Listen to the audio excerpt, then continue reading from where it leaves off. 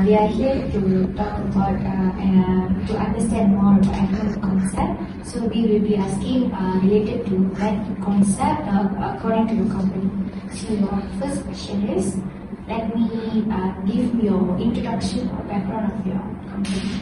Okay, Shaziman Transport Dmtm is a transportation-based company, and we are the one main petroleum tanker transporter for Asia Pacific. Southeast Asia. Okay, so we are the leading transportation. We have about 200 over trucks. So our main client will be Petronas, Petron, and also Shell. Okay, our vision to leading a professional portfolio of choice, and vision, yes, of course, we will be the professional road tanker. Okay, and we provide safe and reliable delivery service to all our customers. And third, we esteem ourselves to be the safest and the best transporter in Indonesia. So, according to Operation Manager, Shaziman Transport Sdn Bhd was established in Malacca, Malaysia in 2001 as a high-end petroleum tanker carrier for Petronas Dagangan Berhad. Over the past 2 decades, Shaziman Transport Sdn Bhd grown into a major bulk petroleum transporter in Malaysia and also in Southeast Asia. The company's success can be a strong cohesive culture through business procedures and commitment to yearly improvement. Besides that, Shaziman Transport is a leading haulier and one of the largest petroleum tanker. Aims to provide top-notch, safe and dependent transportation service. The company focuses on quality control, safety protocols and regulations, while expanding its fleet and utilizing cutting-edge technology in corporate operations. The company seeks opportunities to expand across various transfer service categories and pioneer the application of cutting-edge technologies in corporate operations. Moving on to the timeline of Shaziman Transport. Okay. So Shaziman Transport established a car carrier business in Malacca in 2008 and catering to automakers of Honda and Nissan. In 2011, it supplied petroleum products to Petron, solidifying its position as its a renewable fuel distributor. In 2020, it began petroleum supply operations with Shell, solidifying its position in the competitive fuel supply chain. Shaziman Transport growth, diversification and strategic partnerships have solidified its position as a significant player in the transportation and energy sectors. Second question, who is your founder? Give us a complete organizational structure and associate function. Okay, the founder of Shaziman Transport is Mr. Jendrapal C. He is our founder, and he been having 3 other directors with him, but he is the sole founder for this company. Okay, and then our structures, how it works is there is a few bases. Just now I have shown you. There is few locations, and every location there will be branch manager. And then under him there will be operation manager, safety managers, and executive and etc. So that is how it works lah. So the base branch manager will be reporting to the MCO. So those are under the branch, they are reporting to branch manager. That's how it works. Okay, and then there will be monthly. There will be operation or safety meeting at HQ level, and it's shared by our MCO. Assalamualaikum warahmatullahi wabarakatuh. My name is Muhammad Alif bin Omar from Dmtm 3A. From the video, Mr. Ginderpal is the founder of Shaziman Transport. For the structure and associate function, there is a few rotation bases, and every basis is handled by branch manager, operation manager, and safety manager. So now I would like to know how current economic issues affected the change in supply and demand of this company. Okay, especially when we talk about these economic changes, right? It's more on COVID time, right? When the COVID period time and the post-COVID time. Actually, the impact is about, I could say about 50% is affected first because of not many movement of peoples going anywhere. So that time the demand is low and our supply also low. So that is how our economically impacted. But currently, after the post-COVID, the demand is too high until we also can't cope. So that period of time, yes, there is some reduction of salary to pay other loans. So that's why company to sustain, to maintain all the workforce.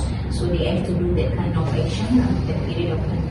Then suppliers, in terms of suppliers, we delay their payment. So sometimes the 45 days, we delay to 90 days to roll the cash flow. I'm Manishwari Parmeswaran from Dmtm 3A. Today, I'll be talking about the economic issues that affect Shaziman Transportation's neighborhood, especially during the COVID-19 crisis. Numerous difficulties this business encountered put a strain on its capacity to provide transportation service, maintain its financial stability, and run its overall operations. So now, let's dive into how they navigate through these tough times. First of all, based on the interview, at the outset of the pandemic, the Malaysian government has imposed strict MCOs which limited the movement and thus lowered the demand for petrol. The decreased demand for fuel has an effect on Shaziman Transport's primary source of income, which causes financial issues. Besides that, the financial difficulties of Shaziman Transport got worse as sales and income dropped. The company had to maintain employee salaries and continue maintaining their fleet of lorries. Additionally, investment in assets like tankers recovered ongoing loan payments even with decreased earning. Although the government offered some support, the company grappled with financial instability, compounded by the large size of workforce. On the other hand, to overcome these challenges head-on, Shaziman Transport implemented a comprehensive strategy. In order to come out with answers, the board of directors and management worked together to temporarily reduce benefits such as travel, mileage, and outstation allowances while maintaining the base pay. Furthermore, the pandemic had an effect on human activity as well, causing a 50% decrease in typical mobility. The demand for Shaziman Transport service was impacted by this. The business made the choice to delay the supply payment dates in order to sustain cash flow. It was necessary to strategically increase the payment period from 45 to 90 days in order to offset the financial effects of the pandemic on the transportation industry.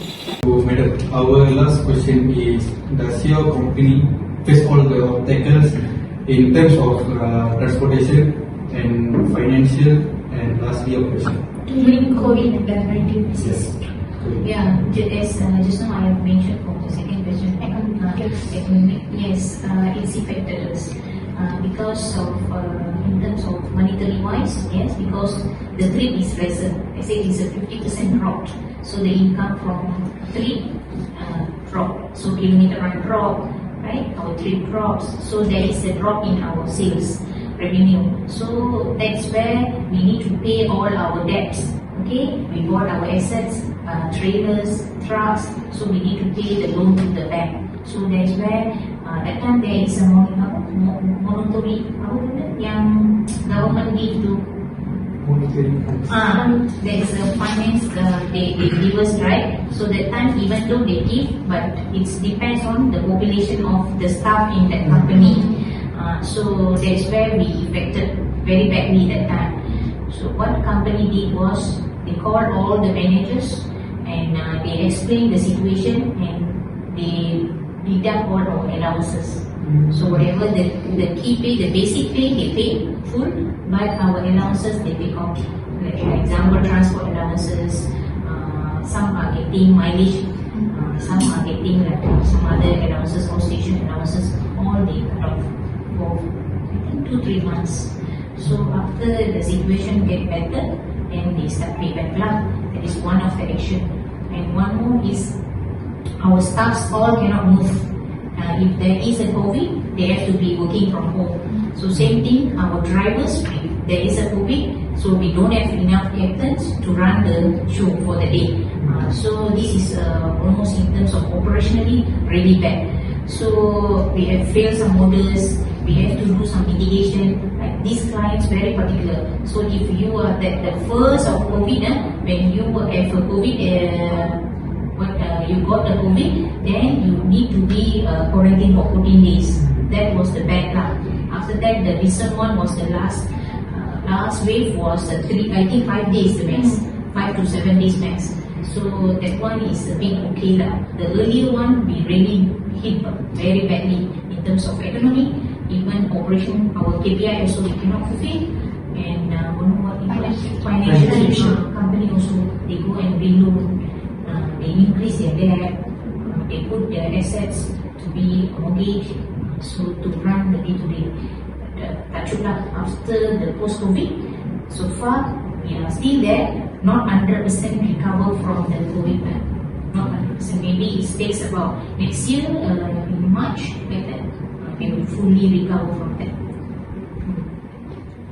So thank you, that's so nice, and the information is really helpful. Thanks a lot for choosing us to be one of your field study. I think today's session handled by Jebu was really beneficial to you. It's not related to the topic that you guys are talking about, but it's more towards your awareness to how the transportation on road tanker is working. So, kalau ada lori, it will show physically, then you get a picture about it. Okay. Hi, my name is Shaziman and I'm from Dmtm 3A. So my first point is impact on operations of captain shortage. The company faced another challenge as a significant number of captains were affected by the COVID-19 illness. This shortage disrupted operation and lead to delays in fulfilling orders.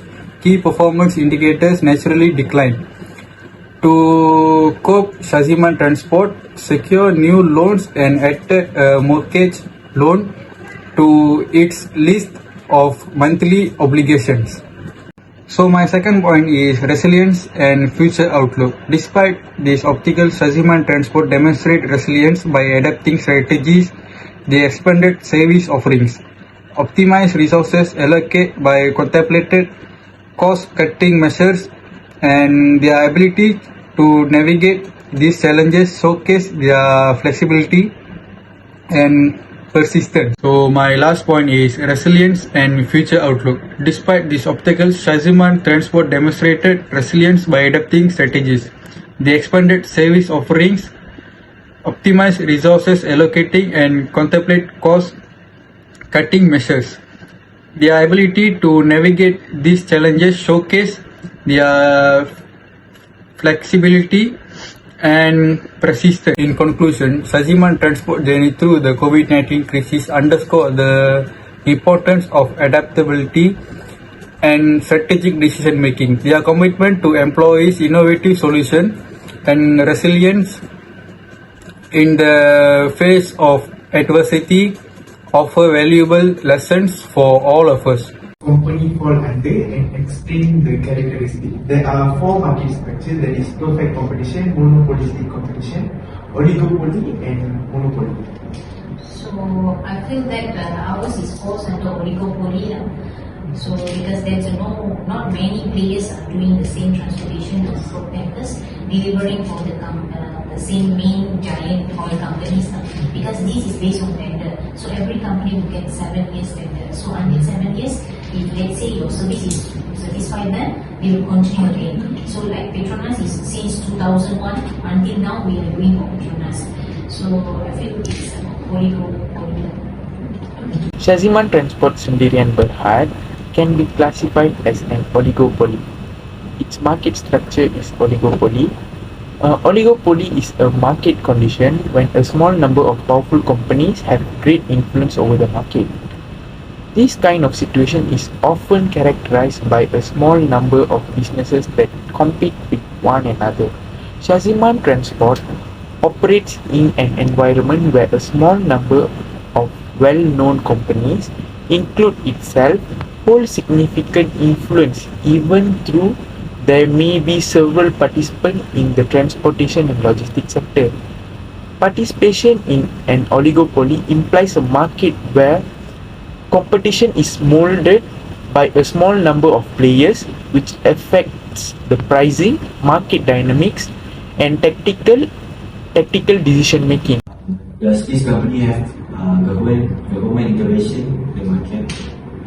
Okay, if you see directly, yes, on legal requirement, like all our trucks have to go through Puspapom, need to apply for the road tax insurance, that is the things that direct involvement. Indirectly is through our clients, like there is any market changes on the tax, on the incentive, then it's involved through our clients to us. Directly means on the legal requirements, like we having our ski tank to fueling to our trucks. So that one need to have application from PBN, the government to apply the ski tank to the government. So that one, yes, it's government involvement. But in terms of marketing rate, okay, U95, this is a price, whatever it is, goes to client because we're not involved on that. We are only transportation.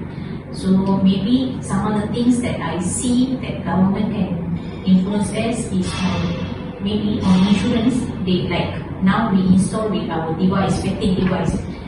We have onboard cameras. So this one is reduce our insurance policy. I mean insurance, how much you want to take in. Let's say the trucks you need about 8,000, 9,000. With these safety features in, the amount of insurance that we want to take for each truck is reduced. There is some subsidy. So that is what we see. Other than that, I don't see much. Concludes this video, there is government intervention for Shaziman Transport in terms of legal requirement such as license, road tax and insurance. For the market, Shaziman Transport does not have any intervention with the government because they only provide transportation. Okay, thanks a lot.